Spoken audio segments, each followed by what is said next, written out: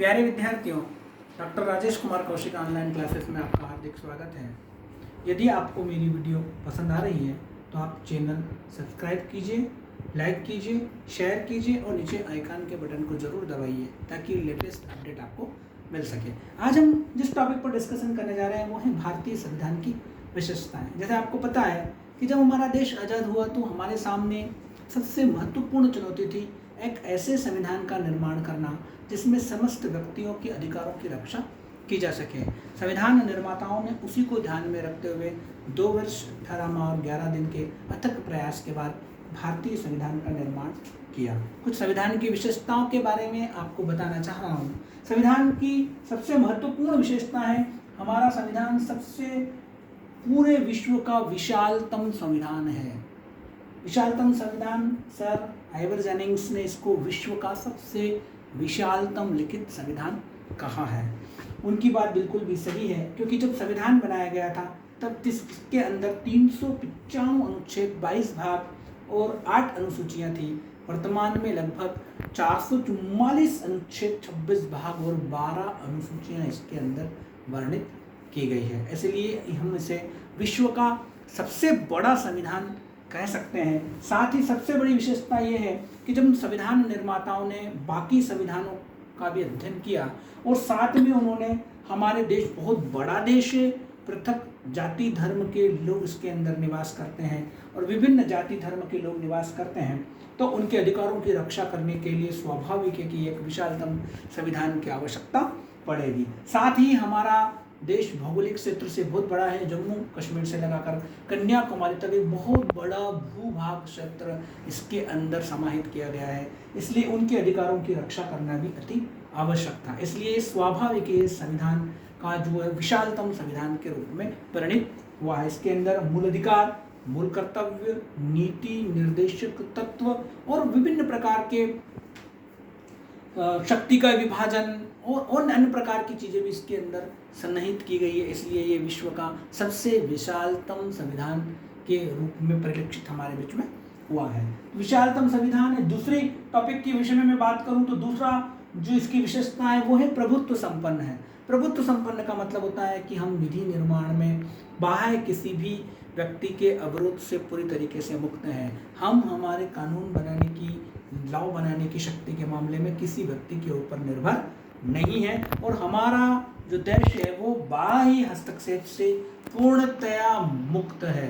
हम पुरातन काल में जब हमारा देश गुलाम था तो कानून निर्माण करने की शक्ति हमारे पास नहीं थी, लेकिन अब हम पूरी तरीके से इस मामले में प्रभुत्व संपन्न बन गए हैं और कानून बनाने की शक्ति भी हमारे ऊपर आ गई है। हमें किसी से बाह्य आक्रमण से हम पूरी तरीके से मुक्त हैं। तीसरी संविधान की विशेषता है वो है लोकतंत्रात्मक गणराज्य। जैसे कि लोकतंत्रात्मक गणराज्य के विषय में मैं बात करना चाहूँ तो जनता के द्वारा जनता का शासन, एक अब्राहम लिंकन की जो परिभाषा है वो हमारे इस संविधान में पूरी तरीके से शामिल की गई है। जनता ही जनता के लिए, जनता के प्रतिनिधियों द्वारा शासन व्यवस्था चुनती है। और गणराज्य शब्द का जो प्रयोग किया गया है इसका मतलब राजा वंशानुगत नहीं होता, अर्थात राष्ट्रपति का चुनाव एक विशिष्ट चुनाव प्रणाली के माध्यम से राष्ट्रपति का चुनाव किया जाता है और राष्ट्रपति का जो है जो पद है वो वंशानुगत न होते हुए जो व्यक्ति चुनाव के माध्यम से इसके अंदर चुनकर आता है उसे ही राष्ट्रपति के पद को धारण करने की शक्ति प्राप्त हो जाती है।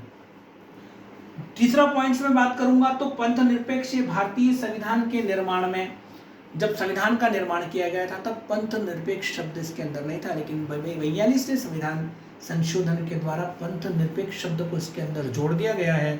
अब जो हमारा संविधान है, जो हमारा देश है, इसके अंदर सरकार का कोई राजधर्म नहीं है और ना ही सरकार या राष्ट्र किसी विशेष जाति या धर्म को बढ़ावा देता है। हमारे यहाँ सभी धर्मों को धर्मनिरपेक्ष राष्ट्र के रूप में स्वीकार कर लिया गया, इसलिए सभी धर्मों के अधिकारों की यहाँ पे रक्षा करने की बात इसके अंदर की गई है और ना ही किसी विशेष जाति धर्म को मान्यता प्रदान नहीं की गई है। समाजवाद शब्द का प्रयोग किया गया है भारतीय संविधान के अंदर।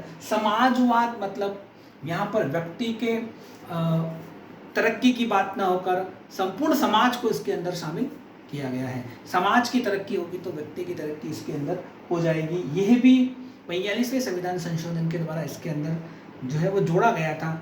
मूल संविधान में समाजवाद शब्द का प्रयोग नहीं किया गया था। हाँ, आर्थिक, सामाजिक और न्याय की व्यवस्था इसके अंतर्गत की गई है। यहाँ पर व्यक्ति नहीं, समाज को बढ़ावा दिया गया है।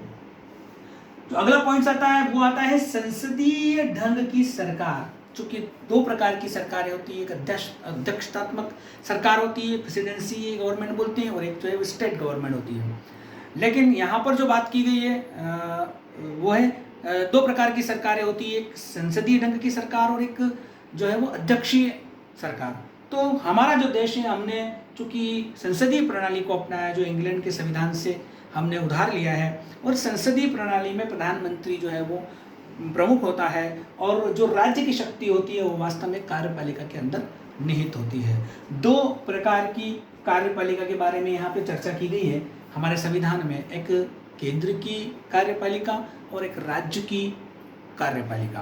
केंद्र की कार्यपालिका में राष्ट्रपति कार्यपालिका का प्रधान होता है, और राज्य की कार्यपालिका में राज्य के राज्यपाल को जो है वो प्रमुख माना गया है। संसदीय ढंग की सरकार के अंतर्गत मंत्रिपरिषद की नियुक्ति, मंत्रिपरिषद का सामूहिक उत्तरदायित्व, उनकी रिस्पॉन्सिबिलिटी और उससे संबंधित बातें इसके भारतीय संविधान के अंदर शामिल की गई हैं। अगला जो पॉइंट्स आता है इसका वो आता है मूल अधिकार। चूंकि मूल अधिकार जो संविधान के अमेरिका के संविधान से उधार लिए गए हैं वो इसके अंदर शामिल किए गए हैं। जब हमारे संविधान का निर्माण हो रहा था तब मानव अधिकार की घोषणा के डिक्लेरेशन के बारे में भी प्रावधान चल रहे थे, तो उससे ही प्रभावित होकर हमने मानव अधिकार के थ्रू जो है वो मूल अधिकारों को इसके अंदर शामिल कर लिया गया है। भाग 3 में इसका वर्णन किया गया है, और यहाँ पर दो प्रकार के अधिकारों की बात की गई है। कुछ अधिकार ऐसे हैं 15, 16, 19, 29 जो नागरिकों को प्राप्त है, और बाकी मूल अधिकारों में व्यक्ति शब्द का प्रयोग किया गया है। इसका मतलब ये है कि समस्त व्यक्तियों को ये अधिकार प्राप्त है, और यदि आपके इन मूल अधिकारों का उल्लंघन होता है तो आप इसको लेकर माननीय उच्चतम न्यायालय और उच्च न्यायालय में रिट याचिका के माध्यम से अपने इन अधिकारों को प्रवर्तित करा सकते हैं। हालांकि ये अधिकार एब्सोल्युटली या पूर्णतया नहीं है। सरकार इनमें राज्य की सुरक्षा और अखंडता और अन्य किसी मामलों में उन पर रिस्ट्रिक्शन लगा सकती है, इन पे अवरोध लगा सकती है, इन पे बाधा लगा सकती है। लेकिन मूल अधिकार व्यक्तियों के लिए इसके अंदर निर्माण किया गया है। और साथ में एक बड़ी महत्वपूर्ण जो मूल अधिकार के बारे में मैं आपको बताना चाहता हूँ कि राज्य ऐसी कोई विधि का निर्माण नहीं कर सकता है जो मूल अधिकार का उल्लंघन करे। राज्य को जब विधि का निर्माण करना होगा तो उन्हें इस मूल अधिकारों को जरूर ध्यान में रखा जाएगा, जो भाग 3 के अंदर इसके अंदर वर्णन किया गया है।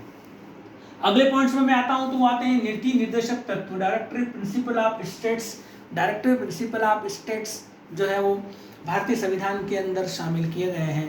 राज्य एक कल्याणकारी राज्य की स्थापना करने के लिए जो राज्य सरकारें हैं वो नीति निर्देशक तत्वों के नियमों का पालन करेगी। इसके अंदर जो है वो एक कल्याणकारी सरकार किस तरीके से चलती है इसके बारे में प्रोविजन दे रखा है। हाँ, ये राज्य के पवित्र कर्तव्य हैं जिससे ये ऐसे सिद्धांत हैं जो राज्य सरकार को चलाने के लिए जरूरत लगती है। हालांकि इनके उल्लंघन पर हमें जो है वो कोर्ट की सहायता प्राप्त करने के लिए या फिर न्यायालय से इन्हें प्रवर्तित कराने की शक्ति हमें प्राप्त नहीं है। मूल अधिकार और नीति निर्देशक तत्वों की जब हम तुलना करते हैं तो इनमें थोड़ा सा यही अंतर है कि मूल अधिकार के उल्लंघन के लिए हम न्यायपालिका की सहायता प्राप्त कर सकते हैं, लेकिन नीति निर्देशक तत्वों के लिए हम न्यायपालिका की सहायता प्राप्त कर सकते नहीं है। हाँ, राज्य कोशिश करेगा कि ज़्यादा से ज़्यादा जो उपबंध इससे शामिल करके कल्याणकारी राज्य की स्थापना कर सके। अगले पॉइंट्स की तरफ मैं आता हूं तो हमारे संविधान की विशेषता होती है ये कठोरता और नरमता के बीच का एक मिश्रण बनाया गया है। न तो संविधान बहुत ज़्यादा कठिन है अमेरिका के संविधान जैसा कि जिसमें अभी 200 वर्षों में कुल 25 ही संविधान संशोधन हुए हैं, और ना ही इतना आसान और सरल है कि इसमें आसानी से संविधान संशोधन किया जा सकता है। नम्यता और अनम्यता, कठोर और नरम के बीच का एक रास्ता निकाला गया है इसके अंदर संविधान निर्माताओं के द्वारा, और एक ऐसे संविधान का निर्माण किया गया है जो न तो ज़्यादा कठोर है न ही ज़्यादा नरम है। अगर संविधान की विशेषता के पॉइंट की तरफ बात करता हूं मैं तो ये थोड़ा सा केंद्र की तरफ झुकने वाला संविधान है, अर्थात कुछ अवशिष्ट शक्तियां हैं वो केंद्र ने अपने पास रखी है। क्योंकि आप जानते हैं कि संसदीय ढंग की सरकार में दो प्रकार की सरकारों का निर्माण किया जाता है, एक केंद्र सरकार और एक होती है राज्य सरकार। लेकिन यहाँ पर जो है वो केंद्र सरकार और राज्य सरकार का निर्माण तो किया गया है, लेकिन केंद्र सरकार ने कुछ शक्तियां ऐसी हैं जो राज्य सरकार को प्रदान नहीं करी है, वो अपने पास ही रखी है। उदाहरण के तौर पर मैं देना चाहूँगा, राष्ट्रपति की नियुक्ति है, राज्यपाल की नियुक्ति है, चुनाव से संबंधित कार्यक्रम है, और सुप्रीम कोर्ट के जो है न्यायाधीशों की नियुक्ति है, या न्यायपालिका के लोगों की नियुक्ति, उससे संबंधित प्रोविजन जो है वो, विदेशी मामले हैं, फॉरेन से संबंधित कुछ मैटर्स हैं, उसके लिए राज्यों को ज़्यादा शक्ति प्रदान की गई नहीं है, और ये अवशिष्ट शक्ति पूरी तरीके से जो है वो केंद्र ने अपने पास रखी है, ऐसे राज्यों को आवंटित नहीं किया है। तो जो संविधान है वो पूरी तरीके से केंद्र उन्मुख संविधान है। साथ में बड़ी महत्वपूर्ण अगली विशेषता इस संविधान की है, और वो है कि इस संविधान में वयस्क मताधिकार का प्रयोग किया गया है। पहले पुरातन चुनाव में जो है वो 21 वर्ष का व्यक्ति जो है वो चुनाव में वोट कर सकता था, लेकिन 1989 के चुनाव में पहली बार संविधान संशोधन के माध्यम से 18 वर्ष के व्यक्ति को चुनाव में अपनी सरकार चुनने का अधिकार दिया गया है, वयस्क मताधिकार के आधार पर। अगली विशेषता है भारतीय संविधान की, वो है स्वतंत्र न्यायपालिका, अर्थात न्यायपालिका जो है वो पूरी तरीके से फ्रीली है, सरकार के दबाव से और नियंत्रण से वो पूर्णतः मुक्त है।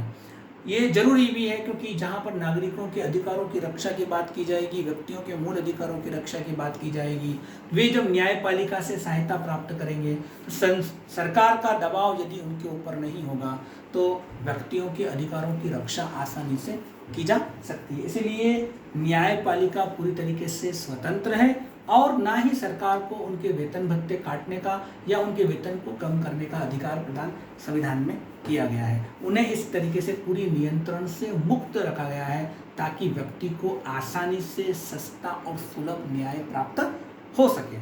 ये भारतीय संविधान की विशेषता। इसके अलावा और विशेषता है भारतीय संविधान की, एकल नागरिकता है। मतलब अमेरिका के संविधान में आपको 2 प्रकार के नागरिकताओं का वर्णन किया गया है कि आपको केंद्र की भी नागरिकता रखना है, आपको राज्य की नागरिकता भी रखना है। लेकिन हमारे संविधान की विशेषता ये है कि यहाँ पर आपको सिर्फ एक प्रकार की ही नागरिकता का वर्णन किया गया। राज्यों के लिए आपको अलग से नागरिकता का आवेदन करने की आवश्यकता नहीं है।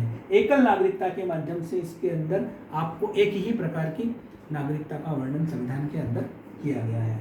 मूल कर्तव्य, जो अगला पॉइंट जिसकी तरफ मैं आता हूँ, ये भी मूल संविधान में नहीं था, वही 19वें संविधान संशोधन के द्वारा इस बात की मांग की गई कि यदि व्यक्तियों के अधिकारों का वर्णन आपने संविधान में कर लिया है तो कहीं पर भी उनके कर्तव्यों का वर्णन नहीं है।